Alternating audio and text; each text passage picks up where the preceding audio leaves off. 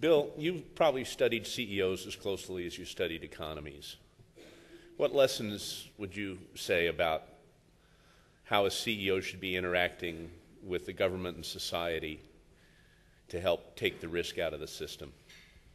I do have some points of view about this, and they go back to one of the descriptions of CED earlier this evening.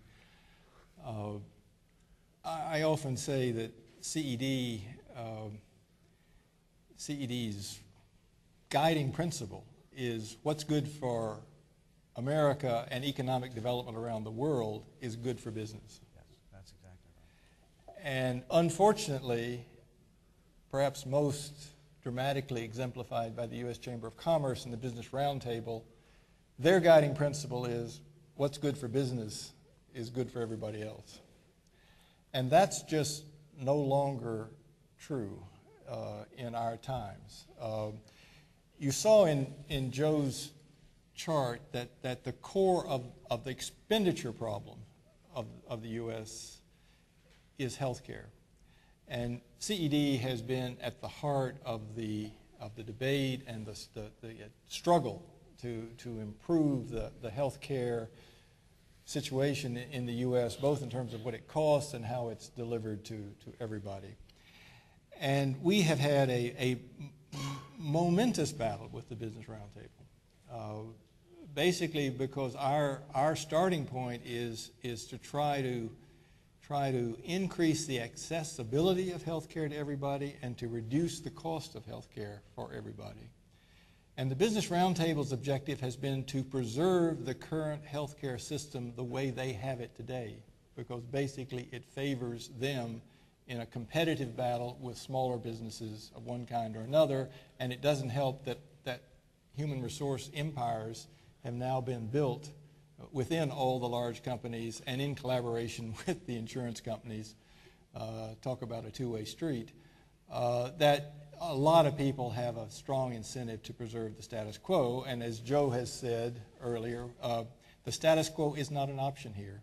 And so over the period of time when we've been trying to persuade people to change to a healthcare system where basically we rely on much more fundamental and efficient working of the marketplace to allocate healthcare resources and subsidies that are uniform and make everybody have access to it, and yet also and give people choice so they can choose how expensive a healthcare system they want, provided everybody has a certain comprehensive basic level of health care. If they want more, if they want the doctor they want to see every time they want to see him at exactly the time they want to see him, that is more expensive, it's inefficient, productivity is low for that system, and so the people who want that system should pay for it. At that time, over this period, the U.S. employers have been basically shedding the number of people covered by health care by 1 million people a year. And so they are forced into the unemployment ranks. This is mostly coming out of small and medium-sized companies. And big businesses like that because it makes it easier for them to compete for personnel in the war for talent.